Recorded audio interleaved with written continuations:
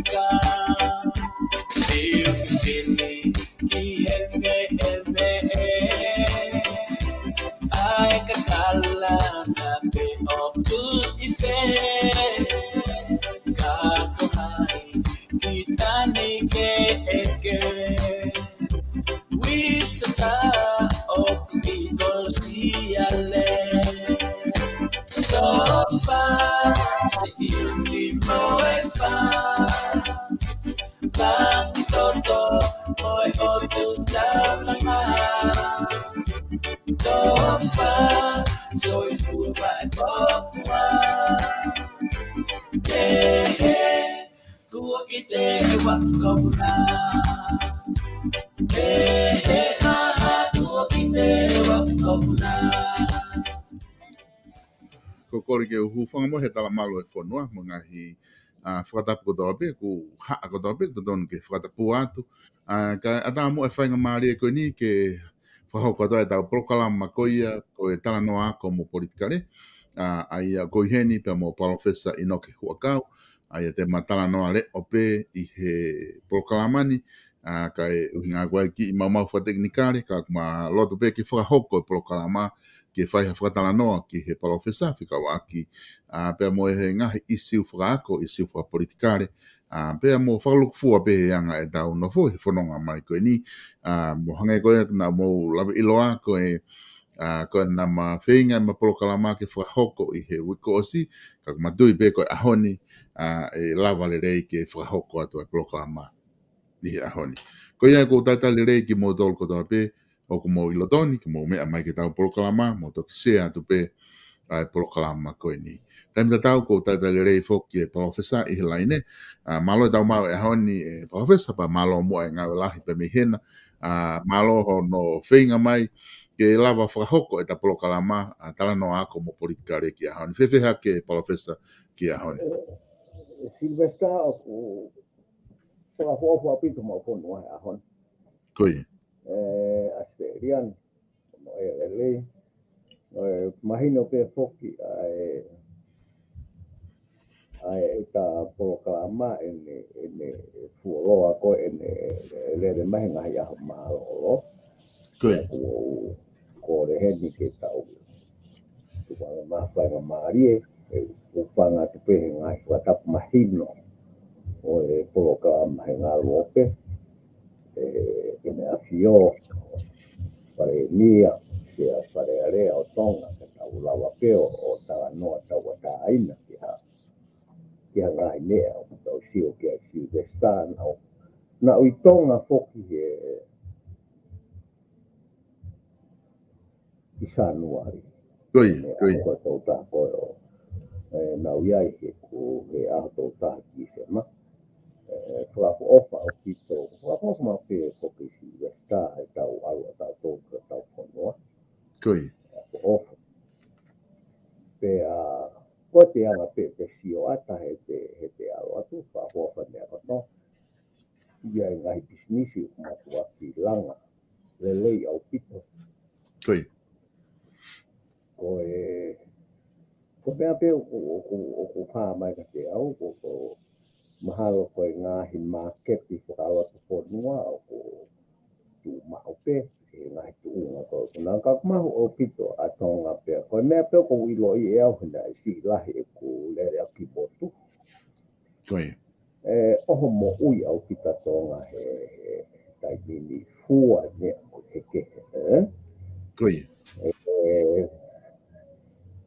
se kau aki pe mo ngahi tala noa o sa sala ho ai ko uaki Silvestra ko tala noa ko ke tau tulu tai e tau kapuna koe Iyo ko wa ko asihake pa ko o foki a vaini koe ko ai ki mafuri e fa ko ya ko o o ki he anga o sio ata taito ko fa hinga o tu ki ai ko fa hinga o na o ke uia ai ko ya ko maha ko wa fa ngai no ko ha o finga ke fa mahino koe ni aruana ki wharea mo e re o e kakai. Mo se mahino whiri ku osi. Ta koe ne fo i ngā u e koe ana e osi a whiri o i wharea rea. E koe tau mua ia koe le lei e fo nuaka ku kau ai so no wāheka. Koe. Ia karu te wā ngā u mga ma whai la lahi koe o e whanua. Ke whakahoko nea koe ia. Mahalo o ku tala noa pe e whaponga i koe ia. E whainga o ku hange o ki i palai e asia koe e whahinga mea koe tau o ave loto e kakai. Ka ku me nofo e le whamama whaana. Koe hae mea te tau lava aru o ngā wei ma ai whonua. Mohono kakai. Me he tau hoko ko e whaponga. Ko whaponga wharearea po ki asia o ki i kehe ia e Silvester. Ta koe ngahi mea fo o pia ko si o ai, koe whikatolu pe, koe whakairo koe o whaponga kotonga tau whitu, tau tāri fo. Vai tāri ke hopo ko ia, kehe me iai e Silvester. O ku iai e ngahi koe ngahi mea ko hoko ku ngau e pure anga he taimini ke whamaa po opo e ngahi laiseni ke whawhai kehe i ai ho kumi mo ui pe a ui ia te kope he ngahi ngau e keke. Pea mo e ngau e whakapisnisi boi. Mi lea whakapisnisi ko he whanua. Ki hono tāna ki o paanga e pure anga. Pako sio e Silvester aku alu ke maua. Ai ngau e pure anga mo e puku hau ko ngahi laiseni ko mea ka whai pelongo a mahalo. Koe i kai ke mahino ai me ake tō lahe te koe i kai te ke whie mahino ia. O ku ngau kaku i kai ke hame ai a Silvester te usi o ku hoha ai o tau ponua. I tū kunga koe ni o ngā ue whapori kai mo whakomesiare koe ni tau rotonga ia ke ahoni. Toa ofa. Mon la hapito professor ko tu ku mon epito ai fatala no ko ni ku ke fai ku hinga ha ku ke fatala no mai I he ngahi ka venga ko ni ko hinga ko la be fokina ke folawa tu ki hapai ki tonga pe ke aloi ki hapai o amalolo ke ai mo sio ki nga u fa hoko ai ai ku ke o mai ngahi ka venga ko ni ngahi ka venga ma inga en ke fa fatala no ke ai ka pate ta kamata mai be me lulu tai ko ngā whuki ko ilo ku ke mea I pe professor tuunga o ku iai ai lulu tainga I palapare ma hoko ki he whakapuna pe aku o mai ni mo e kautaha tokone Australia o mai e kautaha koe ni ai Fiji Airline po Airways ke nao mai o whakahoko ngai whepuna aki ko ia ke lava o solowa ngai palapare ma koe whepuna aki ka koe isi uia o kutui o ku mahu ingange I o mea ko ni ko inga he ku iai ai whainga ke ai o privatization ai ka taha wapuna pe ko ai o whakalere whakabusiness whakawhaitui pe ko tukuange pe ke he pure anga ke nau whakahoko ai ahono whakalere ko ia o e kautaha ka ko kunga ko whia ilo I au kia ko hanga ho wakai ki ai ko whia e tawhaaki o ku ke pehe o ku tonu ke whakahoko I hono lere whakawhaitui ai kautaha wakapuna pe kono whakalere koe ta whaaki ai pure anga whakalere pe pure anga koe nau kautaha kia te au Silvester ko tahai ti hanga ue o kutai ko hanga ue mama ai koe ko whakalere koe o kautaha wakapuna koe ngā ue o ku iai hono mafa tuki ono ke ma ko urua ko mea ko ke tau sioki ai ko koe se ma ue o ku whawaha apure anga koe te ka wapi mo ia mo lai sedi mo mau mo hāpua o te ai mo si ma ta tau pe ia o ku whakawhanua ange koe tau la o ke whiwhola wapi wakapuna mo hāpua no a fotu pe aku na fetaki ni marewa e ongo o fie ma ko ni Koi. ke whau a ke kautaha waka puna. Te koe kusi o koe ki ai superstar. Koe tau si o koe ke ta whaketaha. Ki he mea koe ni koe private sector. Koi. Te whaere wai whihui e ko whaere wai ana ua mo e pure anga o ku. Na ki i tuu kaua ke whakalato e ngā fie mau koe ni. Koi. Te tau e ki hingati e tau whalala ke pure anga. E ku te keike asi mai nei he private sector ia ha mea ke tau whalala ki ai ke me whakalato ngā fie mau koe ni. Whakaloto whanua mo whakapure anga ki ngā aue koe ni. Koi. Koe taimi ko ku tau aluhifo ai koe me iai ne. Tehe ai a fie mau ngā aue. Ke alu koe ki he talanoa ki he market. Koi. Koi. O koe ke upui au kua market eni. Kono lahi. Ke whe auhi ai a kautaha whakatau taha. Ki he business. Koi. Kena wo te auhi ki maa. Tau whakau koi mai pe tau talanoa e toko lahi e tau market. Pea kui kai ke whai ngata ai ke toko. E kano konua koe konga whapaha pure anga. Koni ke tau kau ahi mo tama mata. Mo Koi. konga whapaha whapaha ke au aki ho ai kai. O taimi ka te tau alu ai ki ai e superstar. O pai ke whai ngata a ke mao e whikai koe. Koe hae toko lahi market i tau talanoa ai. Koi. Pai ene pe rewa e toe alu pe ai tau sio. O toe alu ke pure anga. He koe ki marketi o fusisi. Koi. Koi. Toko e tau roto koe di koe ke koe talanoa koe ni koe privatization. O tau talanoa tau tolu ki sex store. O tau sio ke he ngai whanua. Ulahi e paanga ia ai sex store whatau taha. Koi. Ai me koe te tau walu ai ki tonga. Te ke si holo koe hea koe ke roo lahi ha sex store. Koi. Te tau noho rewa tau whakau. Ko hare wa sex store o ku maaloki ke ne hanga o fuai ai ngā ue koe.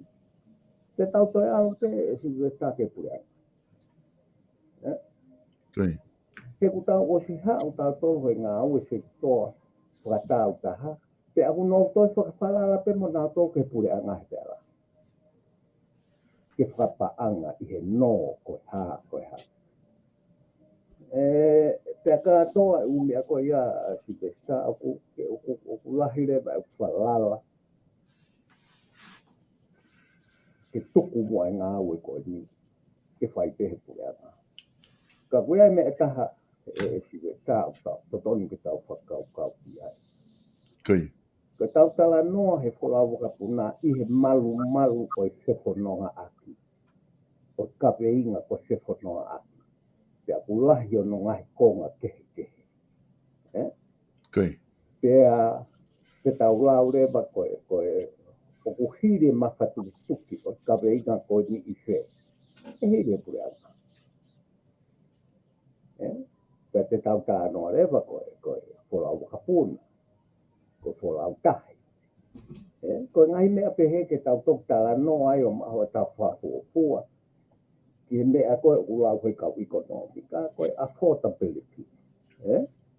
Koi. Koe lava koe te fua he. He kai ke tau wholau a puna katoa ke tau whikai. Ke lava ai kakai o tokolahi o fua e wholau a puna. Koe lau tiki te wakapuna koe hāfua koe hāfua. Ka hiri ko ia, o koe ke whai ngata, ke tuku mai ha mea fua ia. Koe hae to tongi e whakapuna e alu whakatau ki pāsesi mo marketi. Pea e kei lava pe o tau ki o lau kapuna. Ia fōtunga te tau lava o fua. Koi. Nea pe more pe kutupu kai tu ale ro pe te tau lawa pe o whakahoko ai whahinga whewho no aki koe ni. Ke iaha tau mea pehe i tōna. Kia ka iaha tau mea pehe i tō tau kakai. Ko siri koe pe te walwaka pe te walwaka puna ai wha te whito ia me ho se ni ki. E ngahi mea pehe sile staka ko hangea ka te au o ku lahi ki ho haa. Ki he ngā au e wholau waka puna. I tonga. Ka koe mea tolu koe iso ke ai ko lama tau fotu he kau taha ko puna I tonga he pule anga ke lere iyo ko tari iyo. O tau mau ilo ko te ni kare tau hi ati mo se resi mo toka ngaki o ka tau ke ngai se mau koe o e hao whaki o mea ko mo u iyo. O tau mau e kau pai late ke le whae tau hao e koe ni iyo. Ko tari koe ni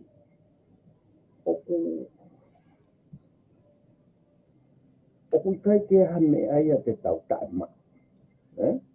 Koi. Aia koe mea koe oku kai ke tau mau. Ono tatake ngā ue I ha fōtunga. Ke tau ofa ha tau fōtunga. Ke tau mau ha lelei I ke ngā ue koe. Ai ka kai koe oku nau whakahoko I ngā ue.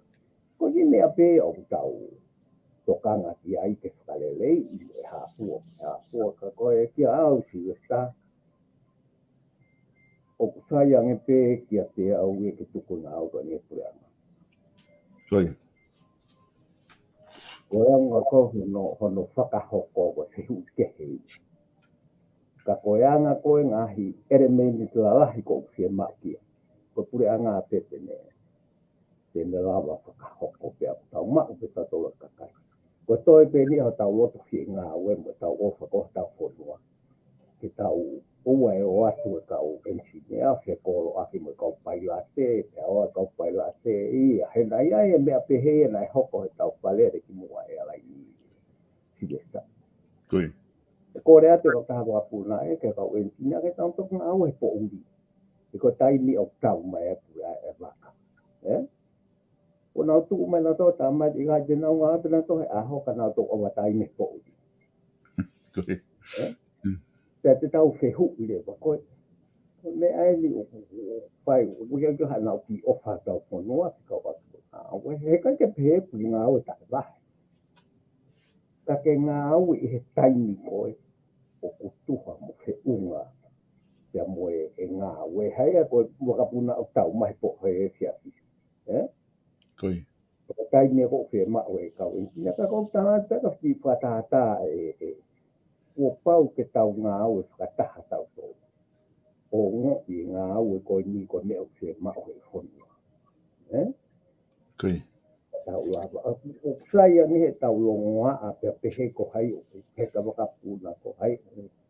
Koe kene lava ko. Koe ngai tala noa ko ia ke tau nofo whakakarasi pe koe kau maulunga ko kau maulalo pe. He ka poto wakapuna pe kau maulunga ia kai. He ka waka kau maulalo koe whahinga tala no ai he ke mauaha tau laka tau tōki mua whakalaka ia asidasa. Koi. Pea o paurewa ke tau tokanga ke tau tala noa. Ke oua ka tau te whito ki tau tōlu. Koe ni o tau. Iai tau whakaire I lato pe ngā I mea la. Ke oua te tau tataki ho tau kakai to nea ko to ape. O tau wahe whakakalasi.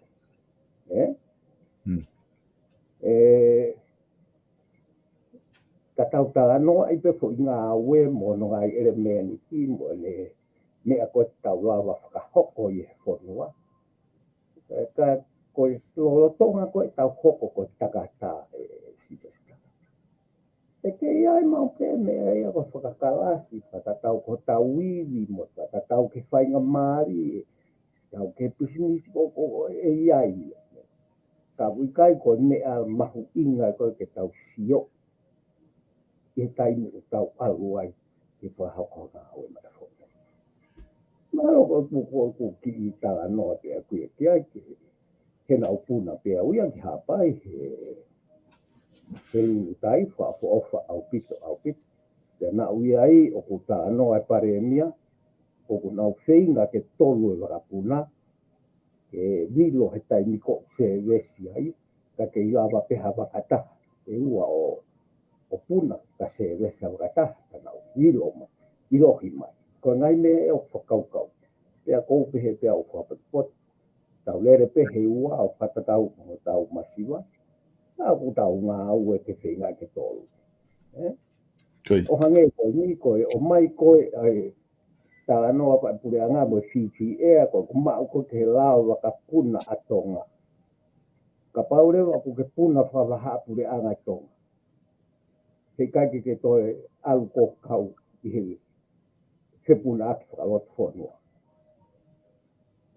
ko anga tau la ko tau wa o na tau no mai ka paure wa ku fa ata he pure anga ai ke ha o e afisio to ko ni mai fua fo va u ko pa se ko au fua va o fa ko hage ko ku hinga ko ku lava ki mu a si sta ko fa hinga nga u ko ri ko hano ko nga pa va anga ko hano ko nga ko fo no ya o pau ke fa la to ne ko ya ka ko me ko fa nga ta si sta ko ga si ma ko ke malu mo ngai lai se li ko ka ta ha pure he kai ke whakangalo kue koe uhi, ko ti kautasi ko.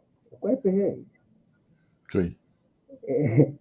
Ke ongo ke koe haalahi ai te kai kautahi ngā koe. Ka kua pau ke susi au. Ai la oe koe ia koe uhinga. Whapura pure anga whaelot ko nua uhinga koe malu koe kakai. I se whalawa. Ka koe kukore paka tani kou tau tala noa ki whalawa. Ki patau tanoa i he. I hono I nisi lai koe mal o nea kui koe se whono aki. Ka tau sio I whakarerei a neheka ke tau heka wakapuna katoa, ke tau heka wakakatoa, tau pau ke te tau ke hua toi ngai tōke ke he, ki te lava koe o te fua, ai te alu aki o ku te whiri ke te ngāo.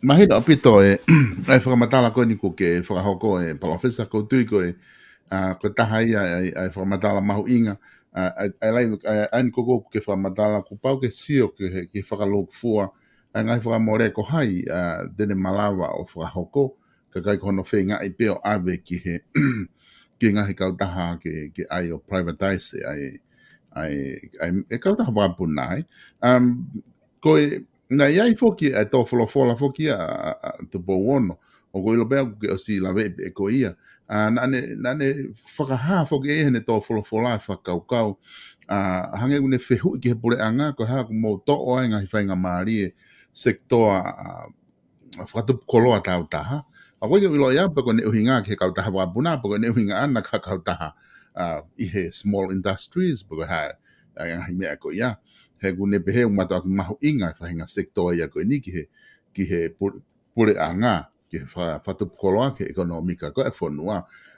Na mea whoke pare mia I whare area palofesa na ne mea pehe oku naunga au e pe ki he una whaatape ke whae area ia ki he ai koni koke ki ai o privatize kautaha wakapuna. Ka aku wai interest ai pure anga ia I he kautaha wakapuna ko hinga ko tak mamata hange pe bani fata ko fisi ko na Fiji Airways na dol ko nuslani ko na New Zealand ko Australia ko na Qantas aya une fata ko ngai fonua ko ni ofia pito kitonga oku iai e na ngai kauta hapuna he ko taha ne sector interest ia e pure ana professor ko wakai ki ai ko mea o aki pe ko ngā ua ko privatization ai te ai kuoka na o mai ka ekonomika mana koa na o tai wano o fulu ka tu alo au ke taimi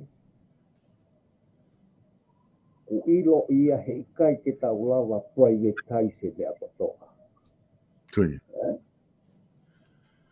kuia e ngā au ia. O ku sio ngai whonua he o whakatu tā maki hono tukuangi o na ke koe te taisi. Ke koe te seta. Koe. Pea o ku alo ngai whonua ni ho wiri taki ha nge koe ni koe nau ngā au ke lai. Koe. Ngā au ke uhila. Koe ngahi me ai au ku ui ko essential services ke whonua. Ko whakamawholarea. Koe. Te au ku ulahi rewa te inga ke, o ku ulahi te inga se toa tāu taha, ke nā wō mai o kauhe ngā awe ko ia.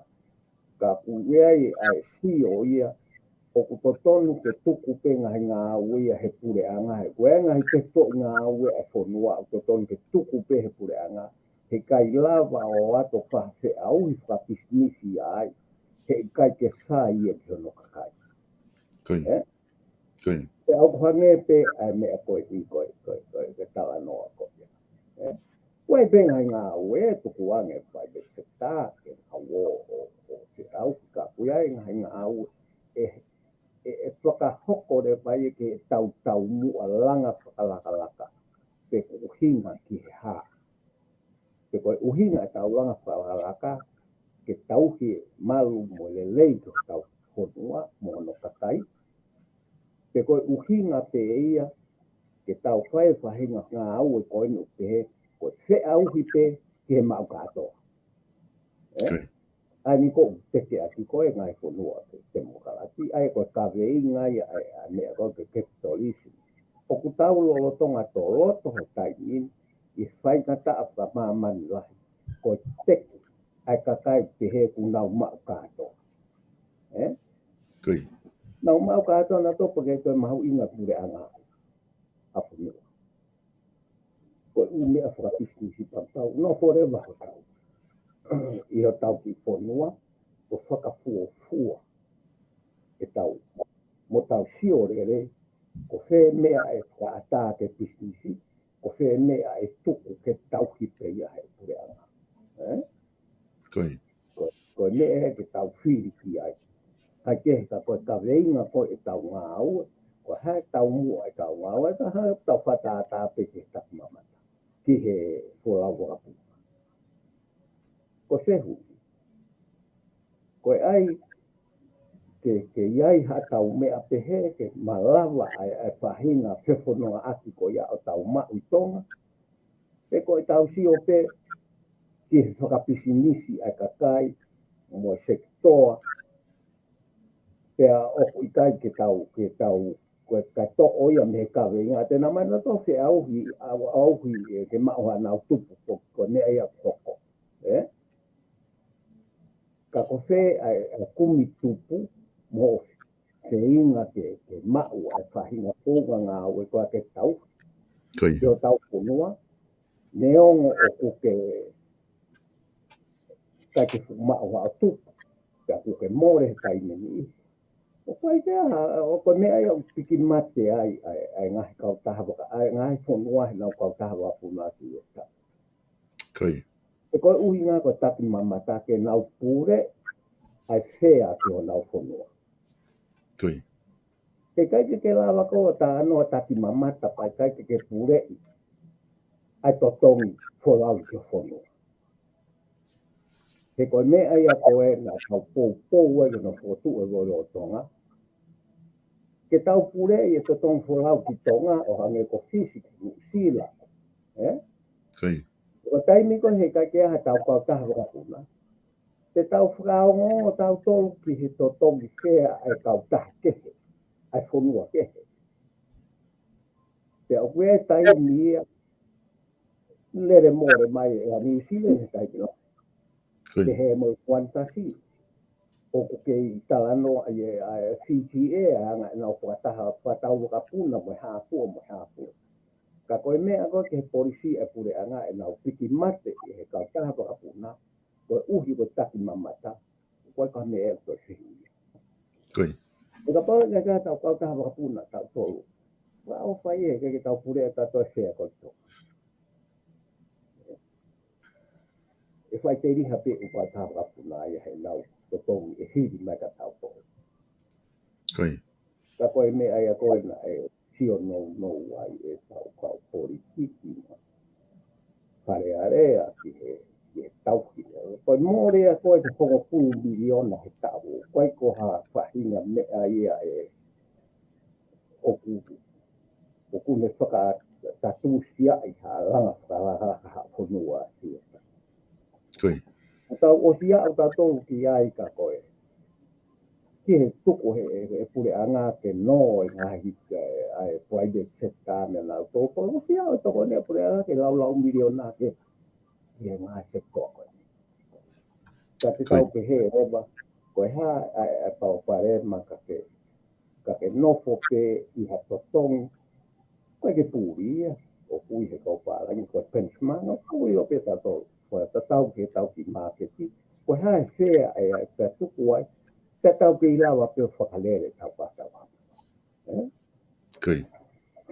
Tau ku kia ui a Superstar, o si o whatau taha te ako, o ku whapoto au pito ke tau whinga ai te whatou e pure anga, ke whakalelei i neonga pukoe haa, konga whanga au e whakalelei, ka kehe, ka nau ke tau ki ke nau tau e whawapuna. Mahina apito professor ai whakatala noa ko ke whai, pia koutui o ku hinga lere apito ai whakatala noa ko ni ko ke whai ki he ono privatize ko o e kautaha wapuna, pe whakono tuku ko ia i he pure anga. Ka ko loto pe ke taki i hike tu mua ki he ka venga hono ua, na e whai ki ai whakalangatala noa ko ia i he kamata anga, ai a ko e whakafofonga ko o tonga tapu walu. Hange koe na ke mea kia i he o whakarea. Ko i he wharea rea whoki ko taha whakeni ha mea kumaarie i he tūnga ko kia i koe ka whawhonga wharea rea. Ko i ngā o ku ia i toko lahi. O ku nautala mai o ku mautari ui ki mautolu ki he kakai. He koe kakai na nau whiri mai ki mautolu ki wharea rea. Ko no hinga ia o ku maua ki kakai o kore nau whalala mai pe nau whiri mautolu, hek mautari ui ke kakai. Ko tonga tapu walu, ai MP kon tonga tapu walu, vai tai one, na ne ia i wharea rea hangai koe na ke whakatanoa ki aina ne me ia. O ku kaki utari ui au ke he kakai, ko ose whiri. O ku utari ui au ke tu i, ki he pare mia, ki he wharea rea. Ko kakai ia ko utari ui au ki ai. Professor o ku ngari fo oe ai whakarea kone whai he whawhawhonga tonga tapu walu ko ku whehui ato aku e kaulele ki ai whakarea koe ni pe e kai ki kaulele ki ai whakapolitikare i he taime unau ngā whakapolitikare ai ngā na pe o ku kata hain harea loto lahi kune whai ko ngā he koe ki e whaanga maheni ki ai e tau whanongo he ku hange o ku sayang e whanongo ka kai i he taim lahi. Ke peka, o ko mau tariui ki kakai, pe o ko ngoi kakai unau fie. O tau whiri a sione ke alu ki whare area ko i ngā he hao tariui mai ka tau tau. Professor ka hao wakai ki he mai he anga tonga tapu walu. Ko ina koe e Silvestar ko tariui ke kakai. Ko ia. Taha ia hapo i mea whai ngā fua taha te kau politiki. Ko ia. He hui kai ke mahino ia pe ko whe koe kakai o ngau tariu ki ai. Koi. Hange koe o ku ki ao fia nea. Koe tau pe he o ku tawa mai o ke tariu ki he kakai o wāhenga. Koi. Ka ko wāhenga na e kakai na whiri a koe, ma na e kakai na kai whiri a koe te ke alu. O whafupukai ki ngā tō. Koi.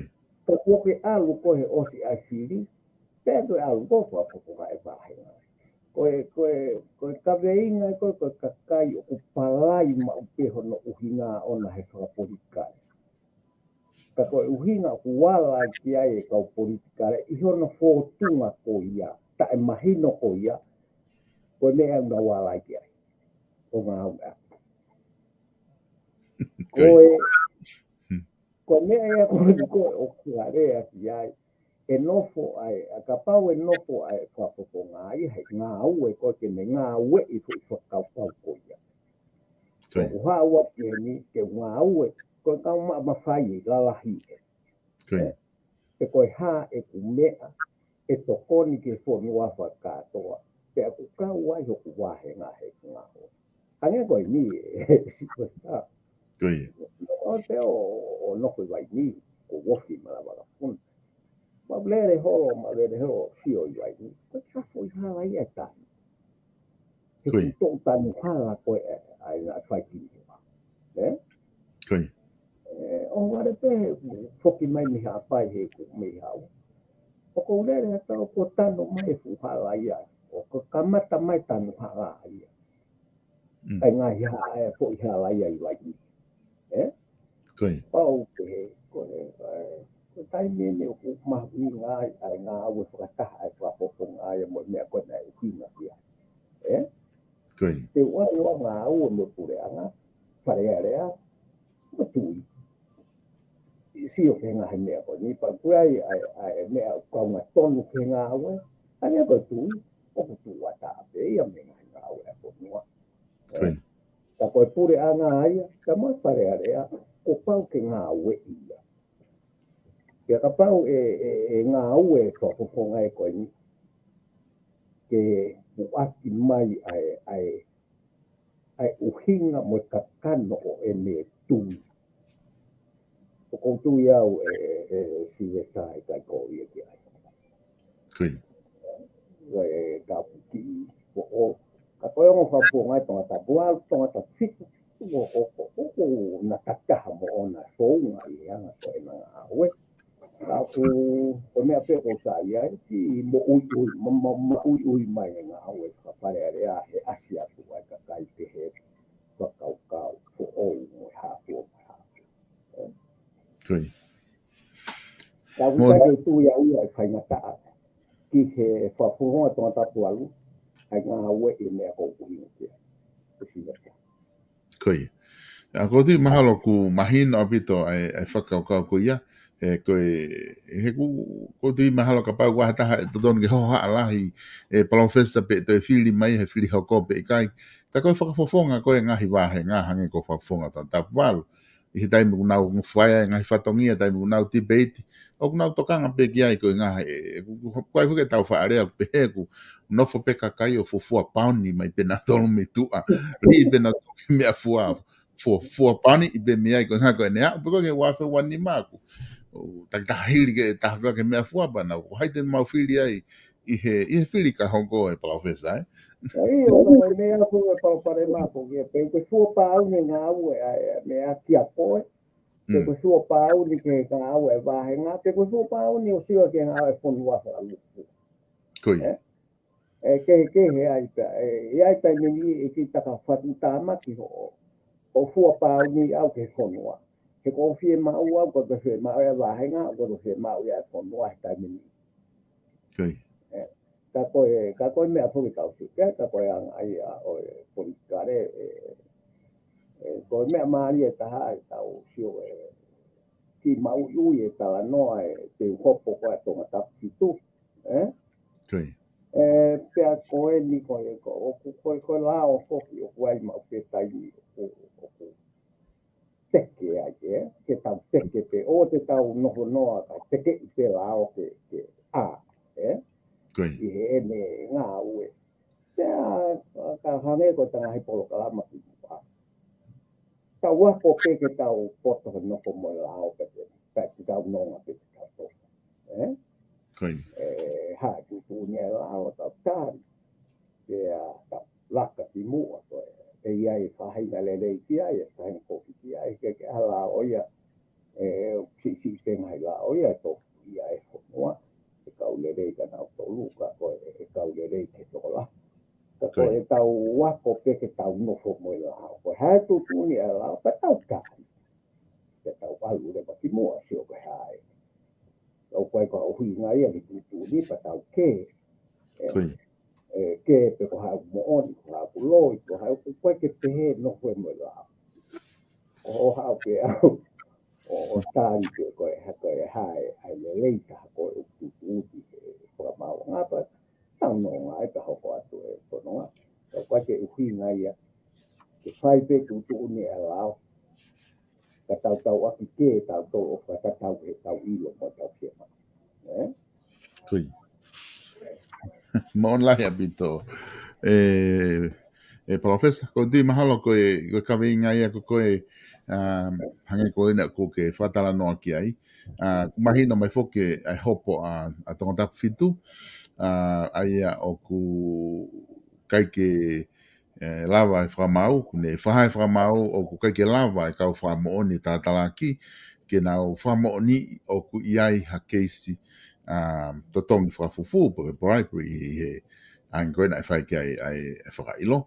Ai kone tu he tai nimi o ku i kuna e whawhonga koe tonga tapitu, ka aku kei atape ai process foki a lao, o ku malawa le pe ai kei atape whamao tangi ke hoko atu e talatalaki o ka pau te nau loto ke nau hoko atu ki ai ki he whekumi koe ni ki he whamau to tonu koe professor. E si westa ka koe mea foki ia e tau nopo koe mo e mea la.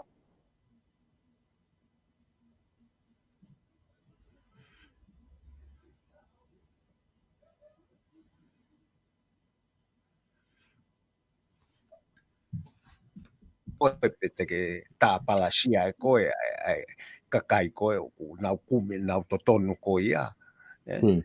Ko mea ko toa peke tau matua ki whakaapapa i pa tau toka i ai ngā ue koe tau ngā whakatonga i au o totonu ki tau toka ngau toki ai a tau toka i ai kakai. He o ngā ue lele i e ta whaki ko toa pe. Pea e kau ia ke whakatupu e more e tau ngā ue mo tau nofo mo mea koe lao. He kuia kakai ia la lahe lao e tai min koe lao ia o kuia ke tuku noa ia. Ke te mohe mo ia.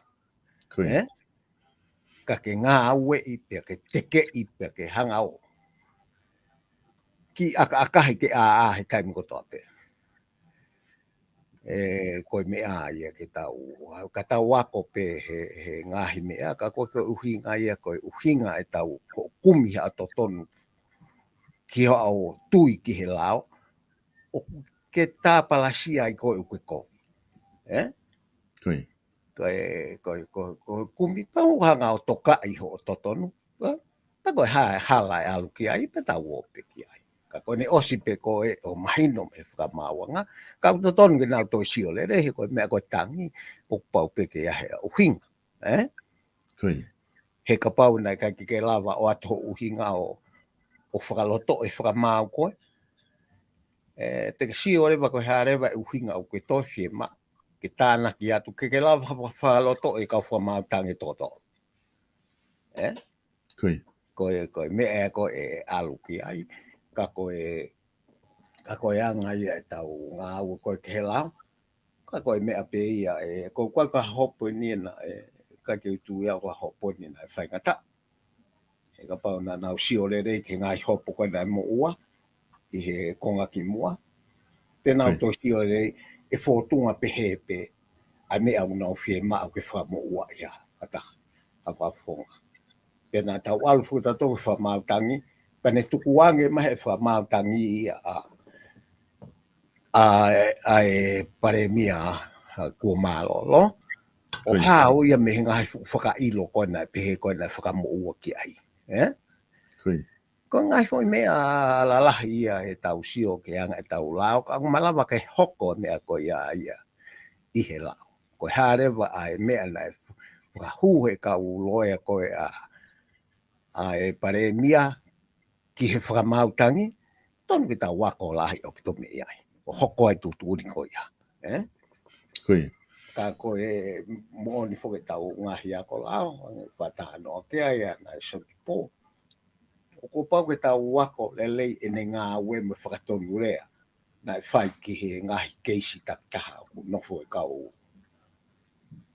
whakamau mo e kau ngā ue whakalao o whakawhalala ke ngahi mea na e hoku ki muka. Hono whakatonu rea i. Kai ke he si westa, ka koe mea te whito, ke tau wako he kuiai e tō onga ai nofo mo mea koe lao, ko pau ke tau walu ki ai, i he ngahi taimi koe ni u tau hanga aka akahi mo teke i mo hāfua. i he kuongani ai mo i whakalao koe tau no fo tau to ilo lahi ange ke lao o ku tau toki māmange ai talanoa ki ai ka ku toton ke tau ngau ngā ke tau whanga o ako ai nofo koe mo lao iai taimi e kau moko i wai taimi koe ke kau moko e iai taimi uriri une tu ni tau sio pe e si westa tai o te tau longo a tau tolu ke o se tutu ni la o he pa tau ke ta tolu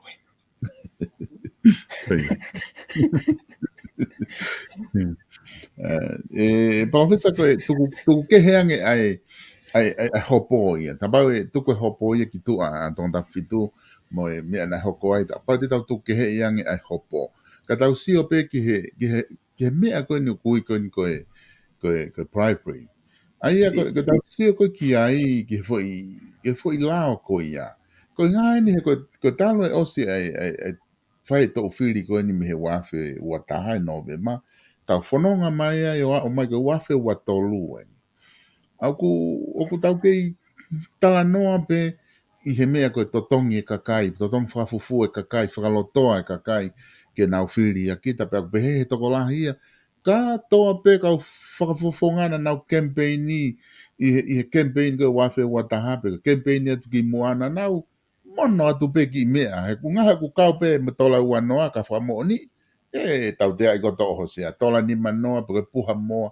Nau ko ngaku ko e ke aku ia ko toton ke whakalelei ki he lao ko ni ke o te tau te fihi pe ko me a pe ia o pe to e whaki mono ia ma whangi mea pe o te wha ofa ko tau mua pe he kuma wai pai ko tau mua pe whangatai ke tau ngau ke lao o te tau fu o ange whainga maari e lahi ke whakatonu rea ke maina si westa ko ki i whasi i taha koe o whakatonu rea i o fo i lao e ngā ue aki ko ne sai taha ai pe ko pau ke tau sio ke lao koe ni ko hae mea o tau tukuange ko hae mea o kai ke tau tukuange he ko e mea e ko totongi mo mono mo ko mea e ko sai anisi au tau matao ai tau to he ku tau hanga e tau tolu o perfecti e mea koe ke kore o fusai au pito. Pe aku toi pe he pe e tau hanga o sanpepa i mo foaki, sai au pito. Ko e taimi ko watu ai o fo i mea koe ai uaki he lao. Ko paurewa ke hanga e lao tuhu i mai. Ko whee whakangatangata ho foaki. Ko whee whakangatangata ho kore. E ka pau teke e aloa te whaafohongai pe ke kore. Pe ke kore, ko foi mea uwhi ui pene o atu. He na ke kore. Ko mea uwhi ui. Nā ne mei o atu si rini ka koe pa ke lau e koe koe ne totong koe ke whiri pe ko ho kore.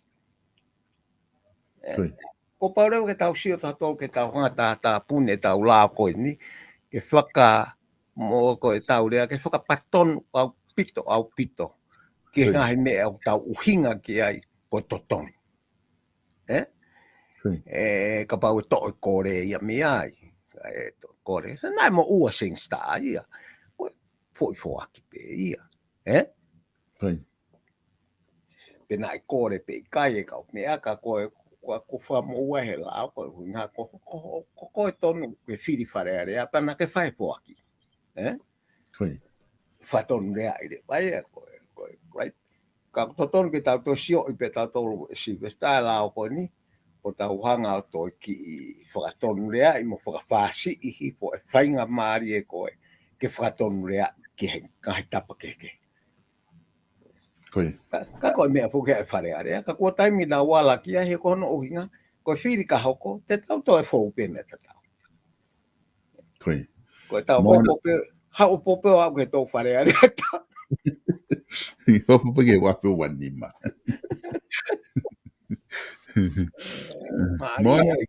Mona pito e Professor pe ko tu mahalo ku hange ko fada no ko e me be ki fa si o ki ai si o fa le ki ai fa lu fua ki tu nga ko no ku ai ai foi lá ko ni he ko tu e ko le a pito eni ki ka quantity ke o te nau te o he la ia he o whakaukau i hase ni ke whoaki mo hangai mea be nau foi campaign ada pe foi tala no ma ada pe Ai ko me ko te to wal ko honga ai ke poto he ha que poto e ha o silifia ka quantity ke te ai poto e ha na quantity o que spy ko ia te ke kaka ko te u poto ata ala tu porque algo o framo oni na io ko ngai me ai ko ia ka pau na ke fai ko ai tari fo aki mo ha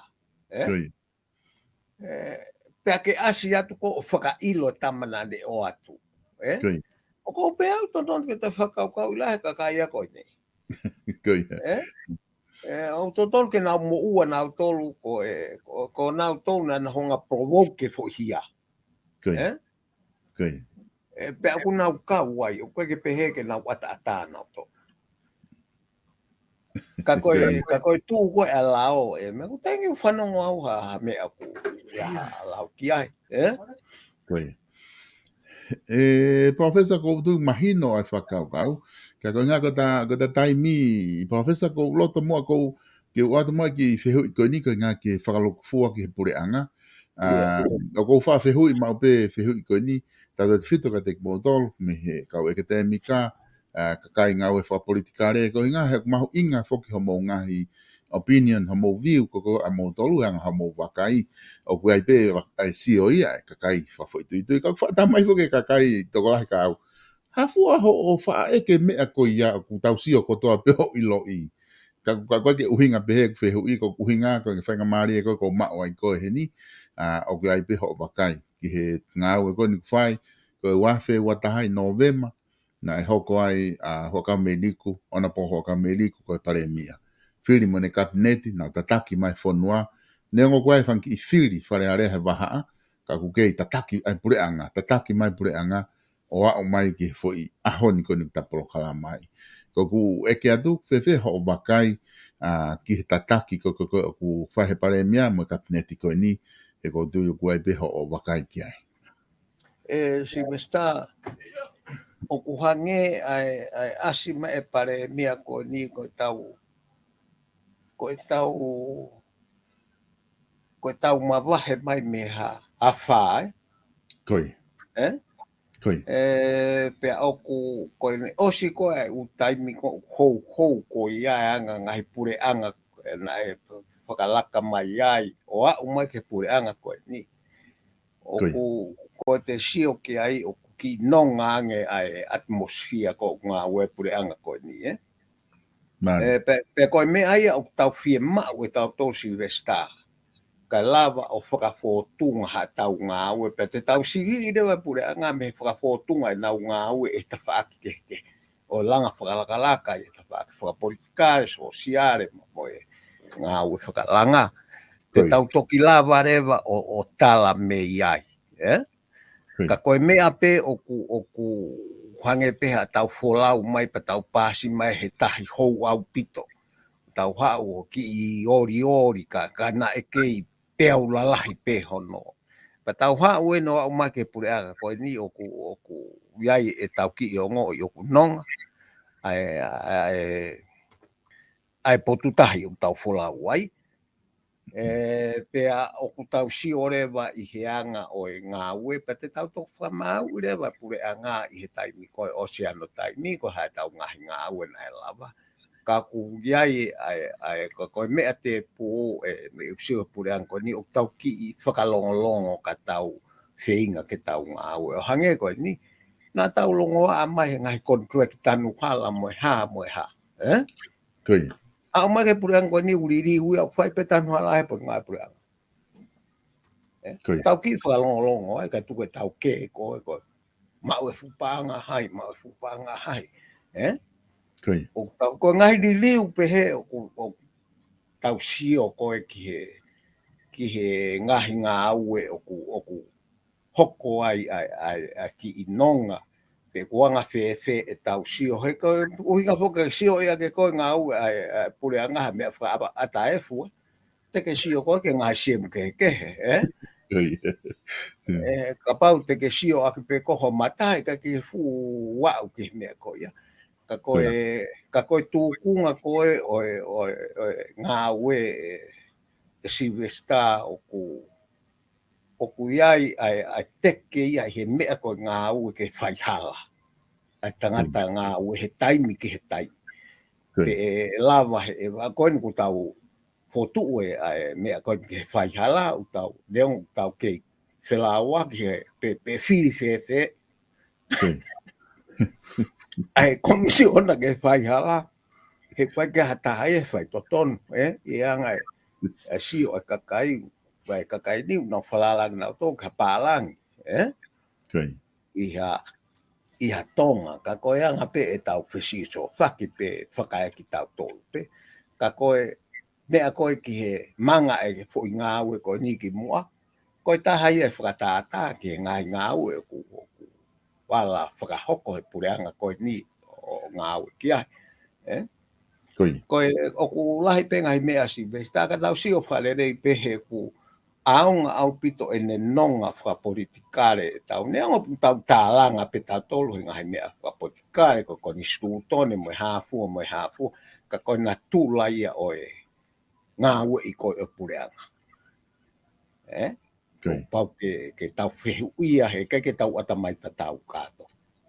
Pau ke tau whehu ia ka koe iwi koe ke whakatoka lerei ai folau koe ai mea koe pureanga koe ngā ue lahi au pito Silvesta.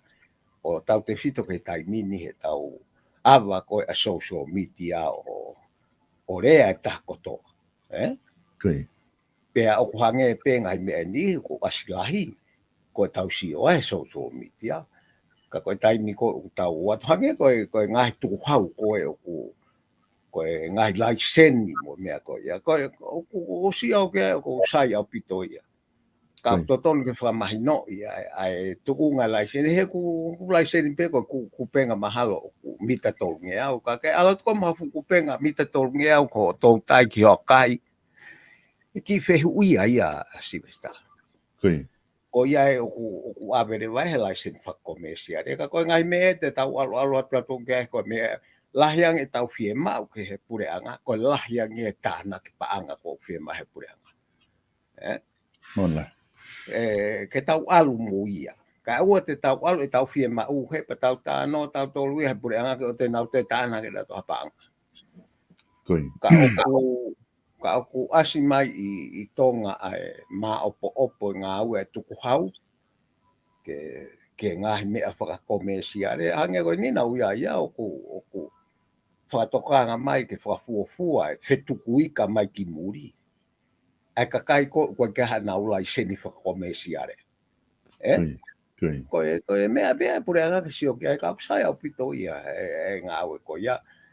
Ka pau koe nau whakaukau na tōpu ko hai tau mua nau whai pēr whakatokanga koe ia. Koe ke loko lahe whakatau i ka ulahe no whetuku mai ki muri. Koe ke loko lahe no whakatau i tonga he māketu whakatau taha mo mea. Koe mea ke heia, koe mea ea pureanga ke nau. Whakua kakia au e Silvesta. Oku alu pe ngā ue ke tau toi māuang. Ai ngā ue e tuku hau. Moe haa koe utani ko watu i oafu. Koe toko taha ko ngā tāri ho utau. E iai hano whika tuku hau. Koe whamāpopo ka koe mea te tau alu ki ai e Silvesta ke tau whakamā opo ke si tānaki hasini pureanga.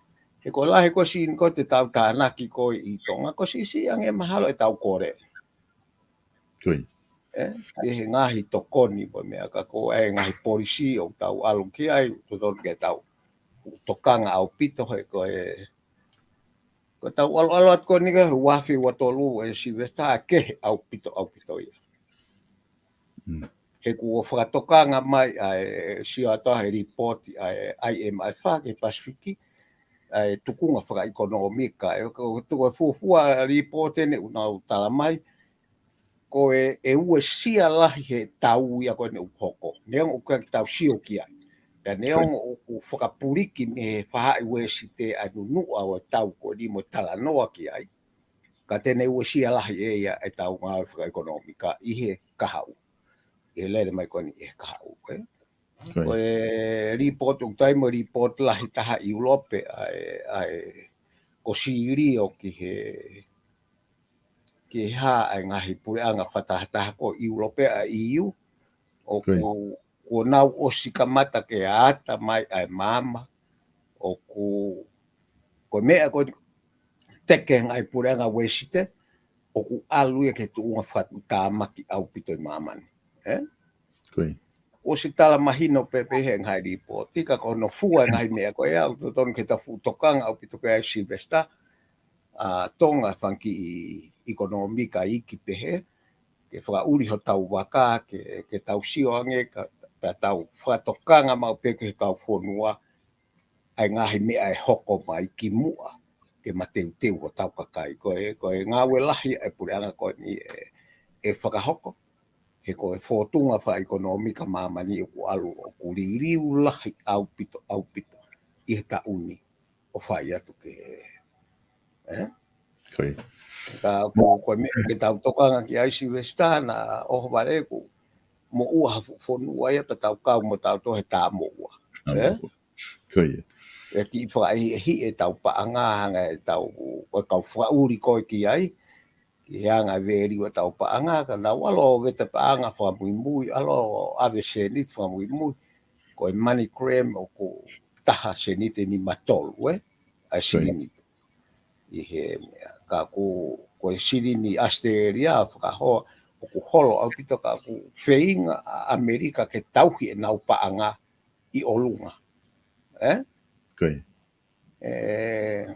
Ka he ilo e tau aluatu ko ni ka koe mea pe o ku mahino ko se o mai e ongo report la hia e ua me EU ko ai e mai whake Pasifiki o tala mai e mea ko e te tau aluki ai ke tau tokanga ki ai o ngā wei ai whakahi ehi me he alu koe ke hafu hiki e totong koloa ki he maolu ngā mahalo ko alu o pese te walu o pese te walu he tai mine ngā he whodua ni ka o ku o ware he report i koni he Pasifiki o ku asimbai a haa moa ia o ku tō kehe o ku ki i lalo hoi fo ia i he whamatala i pote au ki tonga mo fisi mo whefua ka ko te ke uilo no uhinga e whamatala ko ia ka koe mea pe mahu inga pe ke tau ilo ki ai Silvesta ke tau wapna ki pe o ngā ue pure anga mo na o sio lele ki ai ke tau wholau watu ki fo i tahi kono ku hou e hou wha ekonomika ia i he alu atu koe ni ki he wafi wafa. O la he pito professor pa ko tui ko mea mahu inga ia o ko fa loto ai ki fehu i nga ha ko pure anga eni o ku na fili he kakai ke na mai tataki a pure anga pe aku mahu inga pito anga hi wakai ko ia ki modol ka we ke temika mo ka politikare ki he tataki fa hange ko ke tala no ki ai ko o ku tau ki hange tau nonga to mai me fo i ho o hange tau ki nonga taim tata o foki ko e premia foki o ku na toki fa hok foko no birthday ta ni matolu ane afi ai o ku te ke fu to ia ke line ko ki olunga ke tu phake ta premia pe ku me ke tangata ku moko opito ni tataki ko fa hanga pe ko akapulu e professor taim ko ki to ko ke fa ngata ki si o ka wa inga ki he ke kapteni porque tamo ko wa inga ita mo tuki porque tamo ko wa inga moko ko de follow ai en timi ni kapteni ni tataki ko fai he o tau mai me ka kapten tuki ko ta mama me ka kapten tuki ka tau ha ke ka kapten ni ko non ai na fa kau ko pa ko mana ki pe e toko ni e wharearea ko kau whafofoka ke teke ai pare mia ke whakahoko e ngahi ngā ue o ku tonu ki whonua.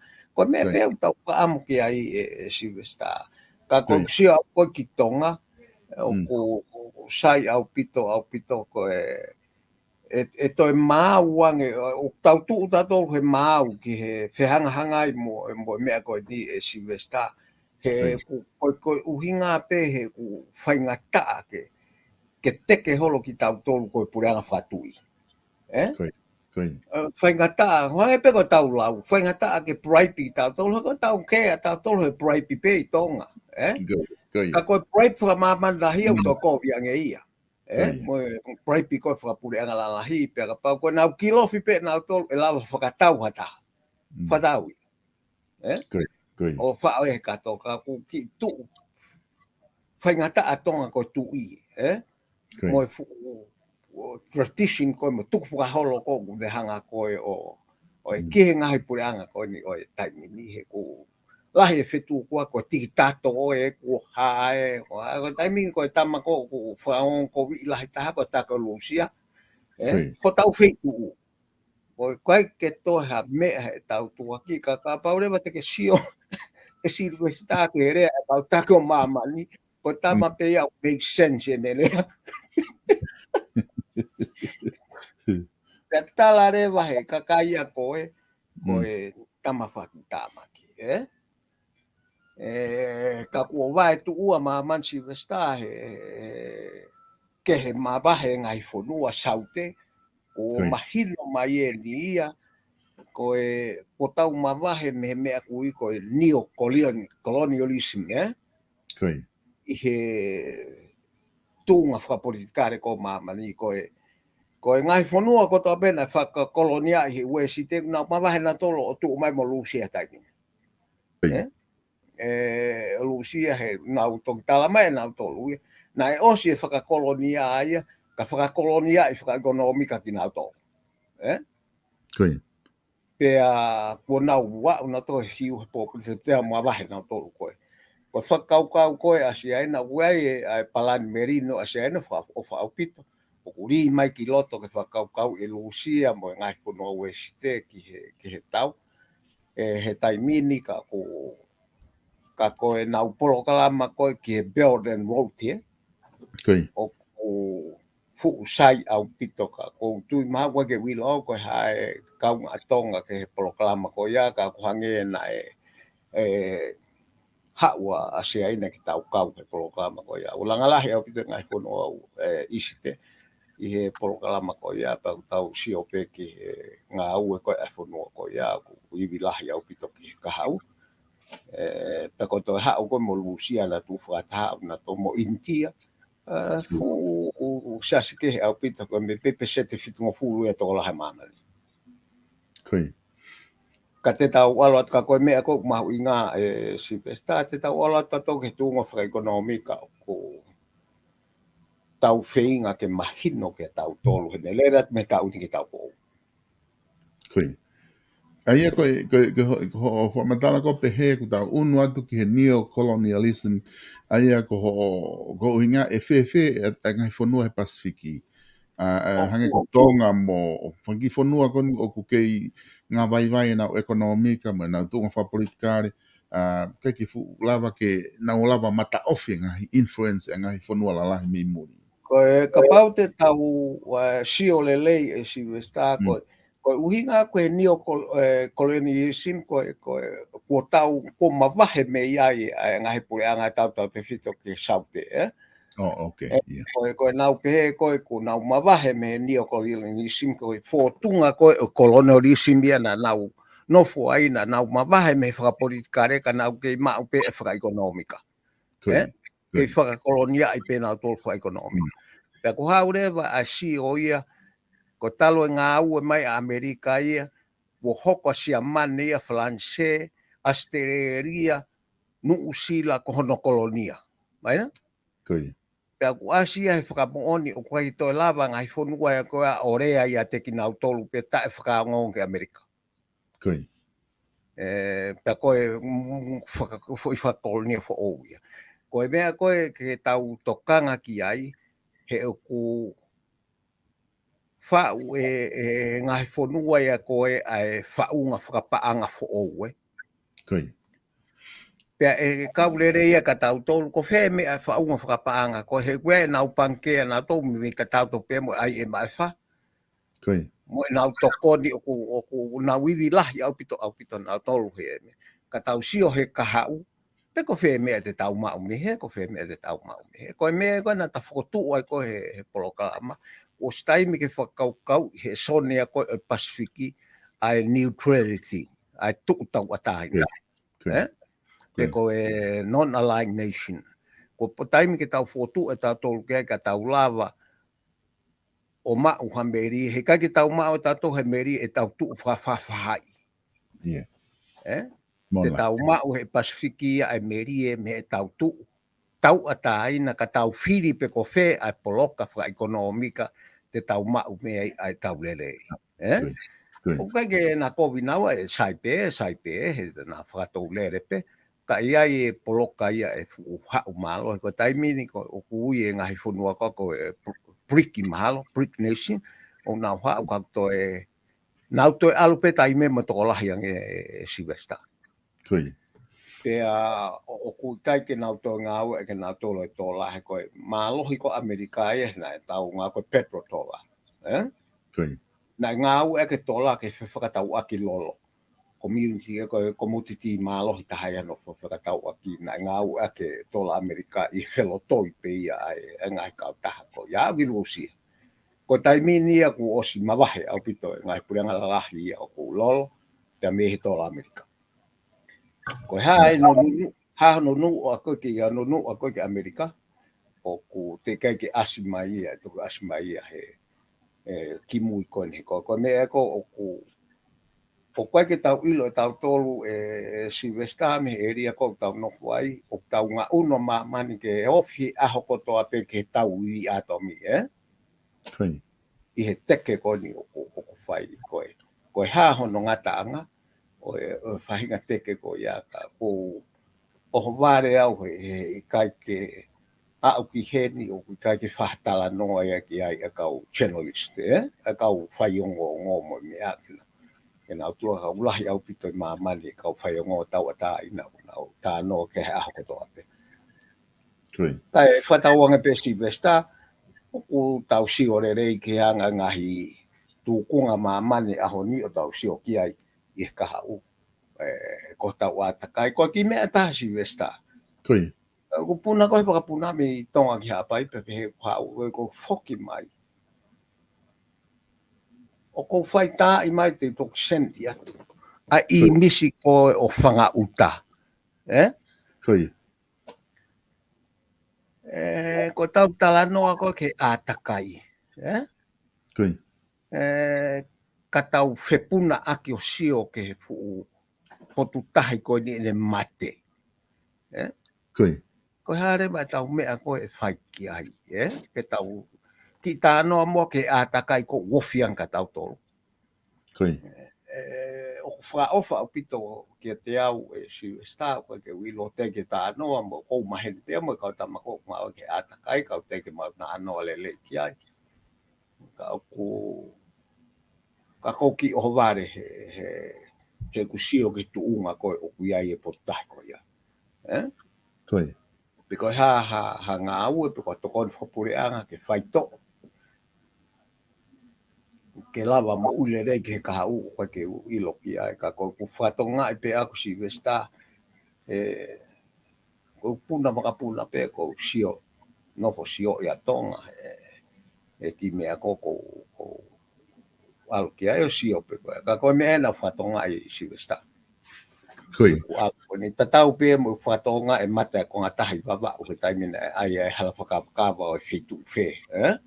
Koe. Kamata mate melo to ko ngatahi a ko ia. Ta ko no pere baba o ko ta utu mo ia. Ka o ke hato au ki ai. O wanga fe ta fe puna aki sio ke fumi a pala pale mangoni. Ka ke tau whahata no ki ai. Koe. Mahalo ko. Ko ke lo po furi mai. O hopo pe he to pe to aluato ko no sio ko ko sio pe me va puna pa na faita ka te wanga se da te taka ko Koia. ke si tu unga ko ku ai ko whangauta. Ai ka whaitu upuke ni profesa ku lahi hono tanu ko koe ai tongo mo mea ta o mate whukia ka tanu ke no fōi. Ai whaitu ko ni pako whaitu atu whako ni o palani ko ni ke kolosia hala whakawakawa o kolosi ko ki hahake. Mahalo ka ki tau te whima to ke pō hala whakawakawa, hiri pe hala whakawakawa ia he fuwewe ko ni ko he fu tahi ko ni o tau lagi mahalo mau inganga tau alho tau iwi mo e toko ni ko te tau mau ki no whakabo ui po tahi ko ni ko haha no whotunga i ai hala whakawakawa. Ko anga ia ko e pu si vesta he ko kei mau na tupu ke whoki au tau kei mau mo ui nei he potu tahi ko ni. Pena u alwato au ko ai ho ki api he tau e taha. Ko konga o kui uta pe ia pa ki konga tanu reka pe ta mai pa ki te whaha ha tanu pe he ka te whaha tala api ki ai me pot mau pau fie maari e pe au. To ala tau ki mui ko whaia te tanu e ate te au he loto tahi. Kui. Pe ko e na tukuang e whakaku ke tau alu tanu e whaitu ko ni. Ko i kai ke uilo kai ka ko si ai ngai tanu la lahi ka ko e no fo anga ni mahu au pito tau tahi he na e kei whanau i ka area ko ni. Ko me ai he maua ko ina ni ko tau mata hola ko a ko tai meni o tau mata heka pe he tongo tau mata he feitu ko ni ka kai te lava me pe he tai meni Koi. Si besta kana mau ku tupu ka to tangata ku kei mau mo ui kolu kalu ko to ko kuku ko hafu ika ko si pestipa ko matu ko hafu tupu ha ke mau to lu ke pe mau ko mau to tangata pe te mau ilo ye a ke ko no koko ya he pa ki to ma wa we ko kalu si besta Koi. o hange ka ta ko te ma ko kalu e ria la Koi. Mango lili we ko kalu ta nim ka fainga me mo uita. Mahalo ko baba upe ko ma me ko kalu Koi. ko ia pe ke ma Ima io ka tau ai mo ke tau ki si o ko pung tonga pe a ko e fa si o e ma te to ya fa ma ri to al ki tonga pa ma ta no ka ta ma ko ne atakai ko ha na fa kau ki he potu tahi ko ni ka ko o vare pe a ko si o hi fo ke tu unga ko ku ya e tai ni o si kofu ko ufi a he fungus ko o se ni iai pe a na tuku foto e whakatafe mai ki ai mo me ko he pa ai pa ka mo me a ko e whakatafe mai e pu keria o ha mai ki ai pa ko ke u ilo ka ha no o no mo on hando tu nga ka to tonu ke tau ilo le le ki ai mo fai ka nga o e sivesta he ilo na o ke to tangata ko e ua ka hoko ko na te foko ma mo u me he ngai me kai tahi na ma Mone bito malo bito profes ko tu mahalo ko la vai e taini ke trafini ko nga he ku ke nga kata toki hoko atu i ha hili ha wike me heni te toki hoko atu ai i he tampolo kalama be ku kata ke be ke ka whanongo ki lele lolo e ma proklama he fiafini ka kumaki i mawhana e ma po tala noa pe ka ki ngata i foki ko ma toki fofua proklama ne tauni ma ki tataha pe ke ova ko nga ke kawa atu ha fui taimi na ka ke ma proklama ai mahalo pe tau te no fo fa kau ke tau foki tonga Koi. O fato professor pe malo apita ma fa mari e fin kata toki filongo aki he hiri ha wike mi hen e ta proclama tala no a como politicale. O fatu si vesta ke ka sponsor pe ke tong ko to o te na witengia ki tawa ko tanga pe tatala no ke ki tonga ka ku mafana ma upe tau tala no ke tau fonua ka ku o fatu ke ta ko to si vesta malo nga o me malo apito. O wha malo lahi atu e kainga, i lava ke mo kau mai, e tau whahoko e proklama koe ni whewhini, ai whatala noa ko ia ki a profesa i noke huakau, ai a koe proklama tala noa ako mo politikare, lava ki whatala noa ki ai, ki ene wakai, tau ataina, ki ngahi isiu koe ni kulava ke ma tala noa atu ai, i he proklama koe e whiawhini. E whananga bena e ongo le koe tiki moto, pe mo e whamalo atu ki he tau kau sponsor ko ia, o kunau tokoni mai i ono whahoko e tau ngahi proklama, tatot fito ki e kau taha ko ia, ai kau taha finance ko ia, ai South Pacific Loans, o ku whamalo lahi atu ki a Starik Tubo, pe mo e kau taha ko ni ai South Pacific Loans, i he nau tokoni lahi mai, o lava ke whakahoko e tau proklama ko ia, tala no ako mo politikare. Iho o whia mau no, a ko whia mau ha se niti whawawawe, pe ko whainga da ia ko ke whia mau ha se niti, o te hanke me whika koe nai whakamo ui, noa walungi au, walu, hiva walu, tala noa ki a Starik Tubo, pe ko hataha pe o ene kau ngā we, te nau lava o tokoni atu ki a te koe. I kai ke ngā tai, ka koe tau wharekai ko ia, koe E-Heaven Kitchens, o ku kei tuu mo e lau e wharekai ko ni, te nau lava o tokoni atu ki a te mo tolu. Iha whaahinga taimi pe o ku ke whia mau ai, ke whakahoko ha o whahinga kātoanga, pe o whahinga habe whahinga mea o ke whia mau ai seafood, koe kautaha ena, te nau lava o whakahoko ngau e kai maau. Kaya e nei fo, pe a toi maa whau. Whitu taha F, Hodditch Road, i Otahuhu, pe telefoni noa wo ua, taha ua whitu, walu ono, hiva ono, o Talanoa, ki a whinau, tena lava o tokoni, a tuku o mātua tonga bēni. Tokoni, ngai whanki business ko i tau community i Auckland, i Nuusilani.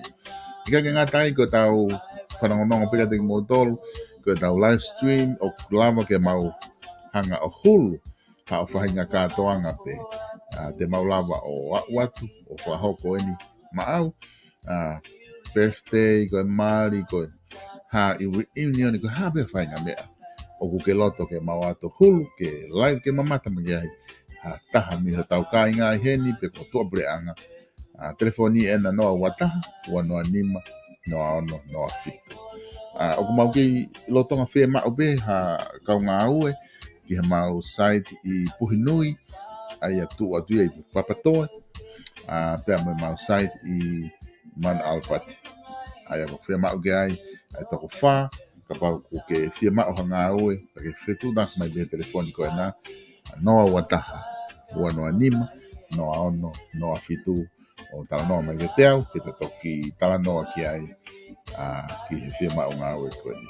O whātu ka tiki mau tolu, ko tau proklama o ku apongpongi, ko e proklama ia whatwhanoa fo ou, ai ai lere tu e taimi hongo fulu pongpongi apongpongi. Pia ko e whia whire taimi fitu, e lere tu ai e tau proklama ko ia ko e aka, ali si, koe, aka New Life. Ai o ku kapau e ke lele to e pe proklama ko ni e toki whapapau i atu i pongpongi, pe ke hoko atu mau e ngahi mea kotoa, ka mau proklama ma poate ko ni aka New Life .to, ai ko proklama ko e whahoko atu i he taimi fitu a pongpongi.